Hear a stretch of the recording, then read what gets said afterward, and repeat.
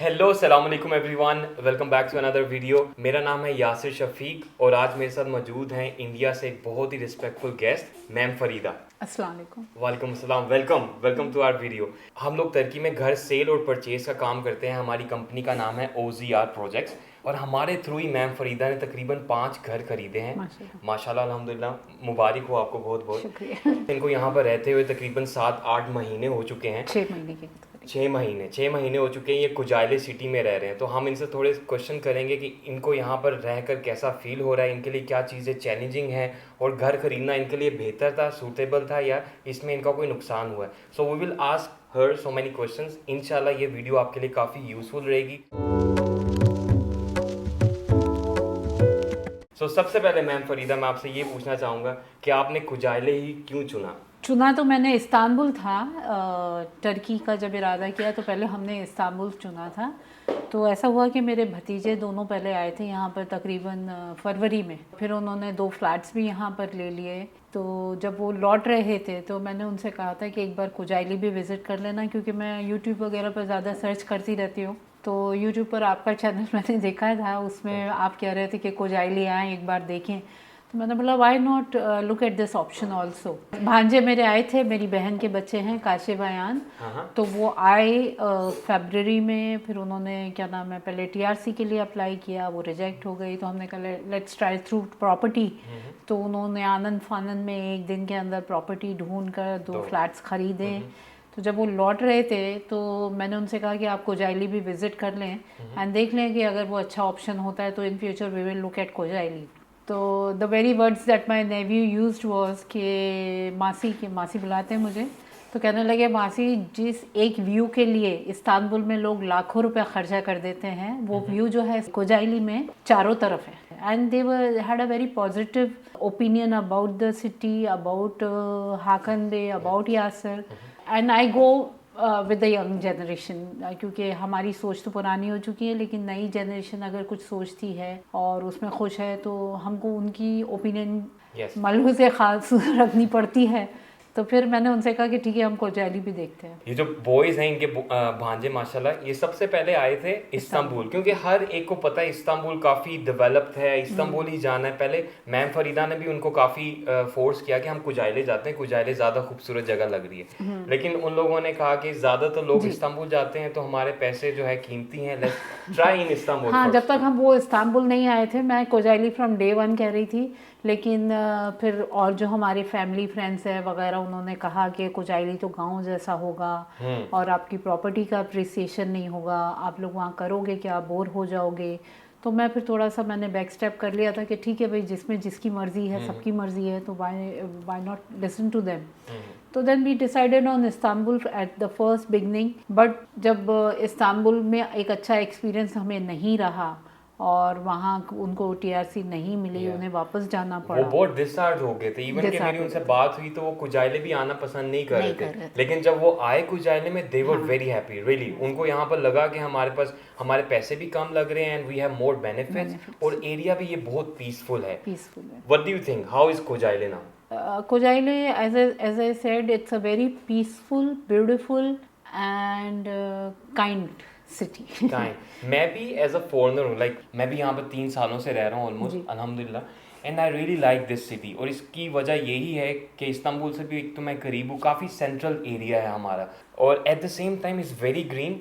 और ये जो है काफ़ी वेल एडवांस सिटी है। जैसे मैम फरीदा ने बताया, लोगों को बाहर से ये लगता है कि कोई गाँव होगा, कोई छोटा सा सिटी होगा, लेकिन हर तरह की सहूलतें हैं यहाँ पर। कोजाइली हैज़ ह्यूज शॉपिंग मॉल्स, इतनी बड़ी बड़ी शॉपिंग मॉल्स हैं, हॉस्पिटल्स हैं, स्कूल्स हैं। And if I call it a city of universities, it would not be wrong. There are so many universities where it's a very young and happening crowd. मैं खुद तो नहीं experience किया, but it has got a good night life according to the videos that I've seen of Yasser and around. And we have been to Sika Park and all that on Saturday night, so it's a very happening place. अगर India वालों को या बॉम्बे वालों को मैं समझाना चाहूँ तो इस तरह से समझाऊँगी कि it has the beauty and peace of Mussoorie and it has the proximity of Pune to Bombay. तो 1-1.5 घंटे के रास्ते सफ़र के बाद में आप सीधे इस्तांबुल पहुंच जाते हो, which is the happening city, the commercial capital of Turkey. शाम को आप लौट आओ अपने घर पर, और यहाँ पर आपको मसूरी जैसा या किसी भी हिल स्टेशन, इंडिया के हिल स्टेशन जैसा आराम, ब्यूटी, सुकून मिलेगा। और at the end of the day I feel कि इंसान को सुकून के अलावा तो कुछ नहीं चाहिए होता। एग्जैक्टली इस सिटी में आपको ज़्यादा यंगस्टर मिलेंगे, बिकॉज यहाँ की जो यूनिवर्सिटी ऑफ कुजाइले है उसकी वजह से दूसरे शहरों से यहाँ पर स्टूडेंट्स बहुत ज़्यादा आते हैं, तो काफ़ी यहाँ की जो क्राउड है, जो लोग हैं यहाँ के, वो पढ़े लिखे आपको मिलेंगे। और ये भी मैं बताना चाहूँ, मैम फरीदा ने यहाँ पर माशाल्लाह से 5 घर लिए, और लेने की वजह क्या थी, वो भी ये हुआ जब ये आ रहे थे तो एक अचानक रूल्स चेंज हो गए। अब यहाँ पर प्रॉपर्टी के रूल्स दिन ब दिन चेंज होते रहते हैं। जब ये आए तो अचानक नया रूल आ गया कि अगर आपने, क्योंकि इनका मेन पर्पस था रेजिडेंस कार्ड लेना, और जैसे कि आप लोगों को पता होगा, अब रेजिडेंस कार्ड लेने के लिए आपको $75,000 की वर्थ की प्रॉपर्टी लेनी पड़ती है। तो वो मजबूरी की वजह से इनको इतने ज़्यादा घर लेने पड़ गए, क्योंकि जब ये मूव हो रहे थे तो फैमिली के बाकी भी जितने अफराद थे वो भी सारे मूव हुए। तो ये माशाल्लाह से 9-10 लोग हैं। तो माशाल्लाह हम 4 बहनें हैं, और हमने सब ने जॉइंट डिसीजन लिया था कि जब भी जाएंगे साथ ही जाएंगे, क्योंकि मेरा मानना ये है कि अपने वतन से बेटर कोई कंट्री होता नहीं है। लेकिन जब हमने ये सोचा कि हम सभी शिफ्ट हो रहे हैं तो फिर फ़र्क नहीं पड़ता कि आप कहाँ रहो, कि जब आपका ख़ानदान, आपके पास वाले relatives, loved ones are with you, then every country is your home. तो जब हम यहाँ आ रहे थे उससे 1 साल पहले तक ये था कि आप किराएदारी पर घर ले लें और आपको कार्ड मिल जाता है। लेकिन जैसे ही हमारे भांजे यहाँ पर आए, उसी फरवरी 10 को यहाँ पर रूल चेंज हो गया कि नहीं, अब आपको प्रॉपर्टी ख़रीद कर ही रेसिडेंसी कार्ड मिलेगा, किराएदारी पर आपको नहीं मिलेगा।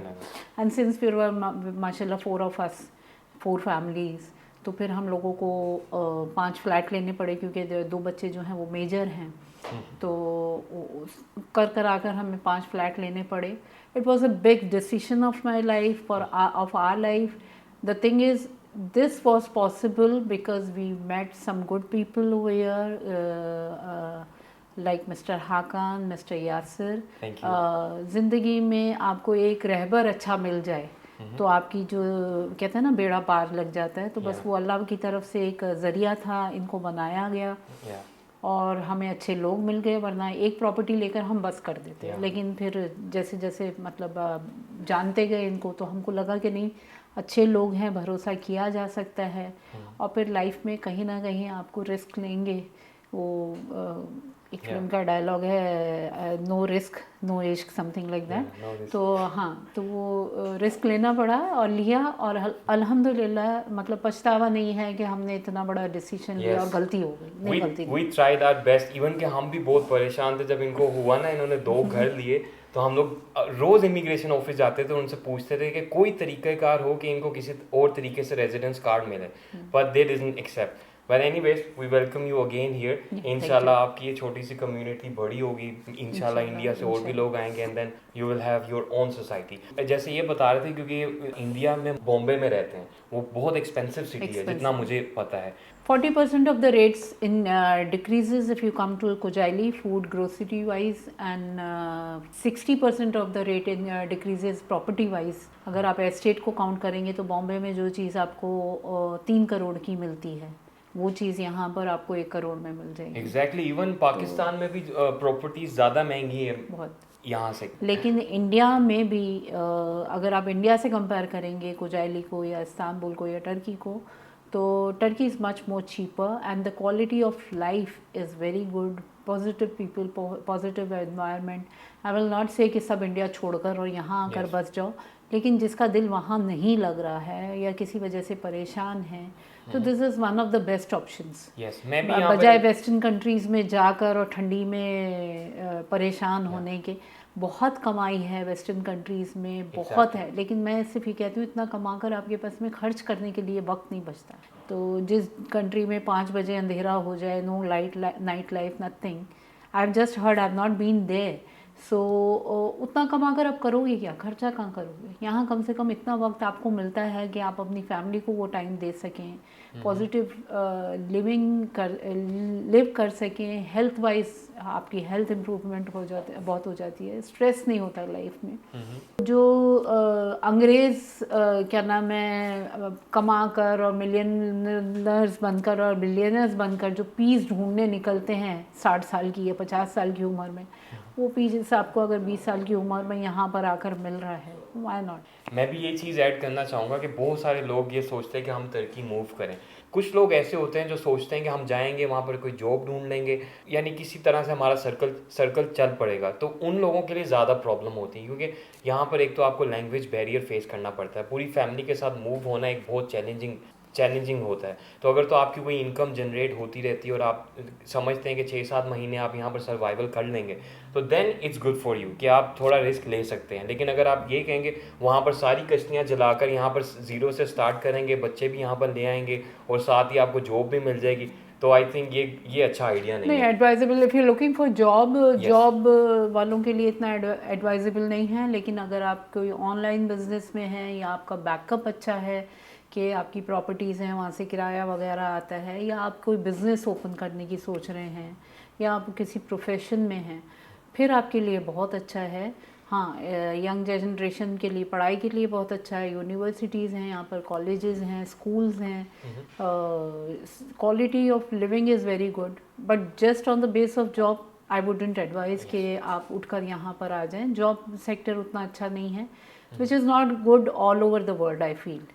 Nowadays after COVID and after lockdown, jobs ratio कम हो गई। exactly. हालात तो पूरे all over the world है, people are losing their job. उतना अच्छा नहीं है, लेकिन अगर आपके पास में कोई और बैकअप है, इनकम है, तो आपके लिए बहुत अच्छा है कि आप एक अच्छी लाइफ अपने बच्चों को दे सकें, खुद जी सकें। और जैसे इन्होंने मेंशन किया, यहाँ की पढ़ाई भी बहुत अच्छी है, पढ़ाई भी बहुत अच्छी है, लेकिन एक प्रॉब्लम आपको फेस करना पड़ती है। कुछ लोग आते हैं कहते हैं हमने इंग्लिश मीडियम स्कूल्स में जाना है, यूनिवर्सिटीज़ में जाना है, तो आपको ऐसी कोई इंग्लिश यूनिवर्सिटी मिली? नहीं। कोजाइली में इंग्लिश यूनिवर्सिटीज़ या स्कूल्स नहीं हैं, इस्तांबुल में हैं, लेकिन अगेन वही है कि एक तो एक्सपेंसिव बहुत हैं। फिर अगर बॉम्बे से या दिल्ली से उठकर आप इस्तांबुल ही आ रहे हो, तो आप बैठे रहो, वहाँ पर ही बैठे रहो, क्योंकि इस्तांबुल में इतना क्राउड, इतना पॉल्यूशन, इतनी हेक्टिक लाइफ, इतना traffic. This is my personal experience, my experience also. या इतना ट्रैफिक में आप 2-2 घंटे रहो, तो वो फिर वेस्ट ऑफ टाइम है। If you are looking to come shift base, then I would advise Kocaeli is much more better than Istanbul. सुकून है यहाँ पर। हाँ, and it is my honest to God experience. मतलब जब तक मैं खुद किसी चीज़ को ना मानूं, तो मैं किसी को सजेस्ट भी नहीं करती हूँ। इस्तांबुल ऐसा है कि मुझे भी पसंद है, बट जस्ट फॉर 2-3 डेज आप वहाँ पर ट्रैवल कर सकते हो, लेकिन रहने के लिहाज से इट्स वेरी बिग सिटी। आपको एक जगह से दूसरी जगह जाते हुए 2-3 घंटे लग जाते हैं। ट्रांसपोर्टेशन सिस्टम वहाँ का बहुत अच्छा है, लेकिन जैसा कि उन्होंने बताया बहुत लोग हैं, बहुत इंटरनेशनल है वो, तो वहाँ पर आपको थोड़ा फॉरेनर्स भी बहुत हैं, स्कैमस्टर्स भी बहुत हैं। फिर you can't live your life in a supermarket या mall. It's like a big supermarket. तो मतलब हर चीज़ अवेलेबल है वहाँ पर, लेकिन बस वही है कि सुकून नहीं है। And peace I feel is the eventual search of every person. Exactly, हर एक बंदे का अपना पॉइंट ऑफ व्यू होता है। मैं तो सबको यही सजेस्ट करता हूँ कि अगर आप पहली दफ़ा टर्की आ रहे हैं तो इस्तांबुल भी जाएं, 1-2 दिन देख लें वहाँ पर भी। उसके बाद दूसरे सिटी भी ज़रूर देखें, जैसे कुजाइले आ जाएं, 2-3 दिन ही अपना एक ऐसा प्लान करें कि आपको थोड़ा आइडिया हो जाए, अपनी आंखों से जो आप चीज़ देखेंगे वो आपको बेहतर समझ आएगी, देन मेक योर डिसीजन। और ट्रांसपोर्टेशन सिस्टम जो है, जिसको मैं मेंशन करना चाह रहा था, बहुत अच्छा है। यानी रात के 12 बजे तक भी अगर आप अकेला ट्रैवल कर रहे हैं तो there is no problem, I think. Bus service यहाँ पर बहुत अच्छी है। Every colony has got a bus stop over, every colony has got a school, hospital, maybe for every neighborhood, not a colony, but every neighborhood has a small hospital over here. Traveling is no problem at all. And कभी कभार अगर आप किसी वजह से बीच में रात को कहीं अटक जाओ, तो मेरा इतना अच्छा एक्सपीरियंस रहा। मैं यहाँ पर नाइला कैफ़े एक है, वहाँ पर गई थी, और इत्तेफाक से उस दिन बस नहीं आई। मैं बस स्टॉप पर खड़ी थी और मैं 1 घंटे तक खड़ी रही वहाँ पर। शायद रूट नहीं होगा, मुझे नंबर नहीं मालूम था, मेरे घर की तरफ कोई बस उस तरफ से जा नहीं रही थी। मैं 1 घंटे खड़ी रही, ठंड बहुत लग रही थी। मैंने ऐसे ही झुक कर देखा था, हाथ भी नहीं उठाया था। एक काइंड जेंटलमैन, उन्होंने गाड़ी रोकी, मैंने जाकर उनसे कहा कि मुझे युवाना एवलेरी जाना है। तो he had to go to Golcuk, but he said come, I will drop you. I said it will be out of the way for you. तो he said no problem. He was a music Turkish teacher, and I had a very good experience with him. He left me to my house. He dropped me to my house. I offered him tea and all. He said, "No, it's quite late in the night, so some other time." But wherever, if he's listening to me, bless you, bless your family, because you were such a help that day. And namaz mein jab bhi I think of दुआएं you, निकलती हैं, yeah, I exactly. pray. People who help you out, somewhere you remember them in your prayers, and it's a very positive thing. In a unknown country, unknown place, a lady standing in the night on the bus stop in India. Yeah. Maybe I would because I'm Snatchers will come. I'm a positive person, so maybe there also I would have found some positive person. Yeah, But maybe. here it was a great help, and bless you wherever you are. Yes, यानी कि यहाँ पे लोग वाकई बहुत helpful हैं। Even बहुत कभी कभार मेरे साथ भी ऐसा हुआ कि मैं शुरू में जब आया, मैं अपना बस रूट भूल जाता था। अक्सर मुझे पता नहीं लगता था मेरा घर गुजर गया, तो रात के टाइम वो पूरी बस घुमाकर मुझे घर तक छोड़ के आया। 1-2 दफ़ा हुआ मेरे साथ। सो यानी कि जितना भी हम मेंशन करें ना, even they doesn't know language, वो फिर भी आपकी हेल्प करेंगे इशारों के जरिए, किसी तरह ट्रांसलेट करके। आप सिर्फ किसी से रास्ता पूछ कर देखिए, आपको घर तक ना पहुंचा दे, घर तक ना पहुंचा दे तो उनका नाम नहीं है। मतलब ये चीज़ जो है ना, अपार्ट फ्रॉम एवरीथिंग, ये पॉजिटिविटी जो है ना, it's what is your survival factor. कि आप है ना खुश जहाँ पर हों, आपको एक पॉजिटिव वाइब मिले, तो फिर वहाँ दिल करता है। आप हैप्पी फील करते हो, आप सिक्योर फील करते हो, सेफ फील करते हो, और फिर बाद में कारोबार वगैरह जो चल पड़ते हैं।